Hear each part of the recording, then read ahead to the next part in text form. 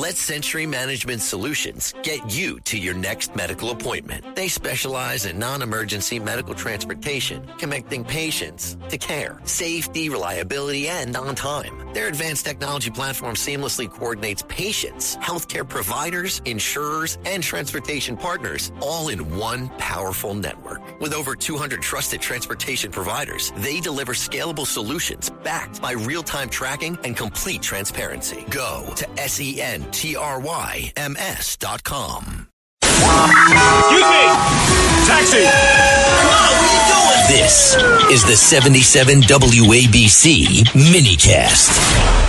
Well, President Trump just a little bit ago saying that he would prefer not to bomb the hell out of Iran, his words, but he said, you know what, all options are on the table. So what is going to happen? Let's go to Brigadier General Blaine Holt.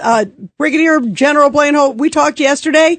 You thought something's imminent. Do you still feel that way? I think he's keeping all options on the table, quite frankly. And if I was about to bomb the hell out of somebody, I'd say politically and to the press, I don't want to do that. 45 times a day, I'd say that. But here's the reality. The reality is that this regime is caving and melting in, and it's really trying to message 90 million people that they're still in charge, while trying to have this flim-flam kick the can down the road negotiation that keeps them in charge of 462 grams of already weaponized uranium. And then the bigger time bomb that we have right now is that oil that's starting to get backed up into those wells. And so one way or another, the president is going to get this resolved. And if it does require us to stoke a rebellion and secure Carg Island, that's exactly what we're going to do. Yeah, what do you think should be on the table? You brought up Carg Island, and there's all these like different dual use locations. I mean, you know, it could be bridges, it could be a whole bunch, but a lot of people are saying something maybe needs to come because these people are zealots. They're obviously being pounded economically, but maybe it needs to be in conjunction with the two. And it seems like President Trump seems to be inching there. I mean, his other comments that he said, General Holt, were essentially, you know what they're offering, we're not accepting. We're not happy with what they're accepting. He also keeps saying the leadership's all over the place. To me, it sounds to me like you guys, you can't get your act together. Something may be coming.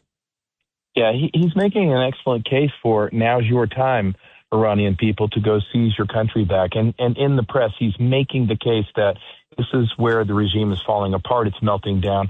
And when he says we're going to bomb bridges and power plants, those are going to be the lowest priority targets. And the president's never going to clue any enemy to what his target priorities are. What we're really probably going to go after is command and control, communication so they can't talk to each other, save the oil, and save the economy for the free Iranian people once they can take matters into their own hands.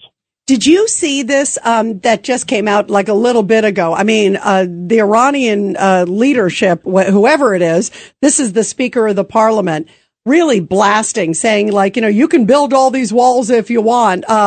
And essentially one from New York City to the West Coast and another from LA to the East Coast. It's going to total X amount kilometers. He says it's still about 1,000 kilometers short of Iran's total borders. In other words, we're in it. And then he ends with, for Pete Hegseth, 1 kilometer equals 0.62 miles. Like they're trying to bait Pete Hegseth, the Secretary of War. Yeah, it's really all about him trying to flex his muscles in front of a rebellion that's about to take place. And the other part is when he says that we can't blockade them, he might want to go look at a release map of Iran, because there's really only about 4 to 5 ports after you take into account all the mountains that could even be accessed. And then that railway pass, which, you know, apparently we're hearing they're shoveling oil onto rail cars and getting it out the back door to China. Well, we want that because we don't want damage to those wells for the Iranian people going forward. So, you know, the president's in charge of the time clock. It's going swimmingly well. I thought that Secretary Hegseth did a masterful job with the Senate and the Congress. And so I would say that we're on our way to getting a legacy play for this presidency. I think he's doing very well. And does anybody see 130,000 ground troops on the ground with 20 years of war in front of us? I don't see that. No way. No way. By the way, John and I were talking briefly with you earlier on this. Let's do a little breaking news on this wild one. It's Friday. Breaking news, WABC. There are reports that there were 17 earthquakes in less than 24 hours right at the Area 51. That's where, of course, they do all that high-tech technology testing. I went to Area 51 a couple of years ago. And this comes right after talk of UFO file releases by the president. Well, what's going on there? Why 17 earthquakes in less than 24 hours, Blaine? Yeah, I'm not a big coincidence guy, especially after you get to so many things starting to pile up. We might be doing some sort of advanced technology work down there. I don't think we would be seeing a nuclear test of any kind, but time will tell. But then let's add some variables. You've got all those missing scientists. Some were killed. A general who's in hiding right now. Something doesn't feel quite right. And the White House is doing a probe on this. Does it roll up into Area 51 where UFO observation and research has been done? And we know we're getting closer to a place that the president calls disclosure. Next week in D.C., Dr. Stephen Greer's running a big symposium on that. So it's all coming together, but it is very concerning because we're not getting a lot of information. Yeah, that's interesting. I mean, John, what do you make of this? 17. Well, 17 earthquakes. President Trump has unleashed the FBI and other federal forces to find out what the heck is going on with those UFOs, missing scientists. And I don't know. The truth is, I don't know. The general is going to look into it, I think, more so. But 17 earthquakes in one area does not make sense. One person has called me to tell me that he thinks that before the real government in Washington goes in there, that they might have, other things destroyed? Blew up some things and destroyed them.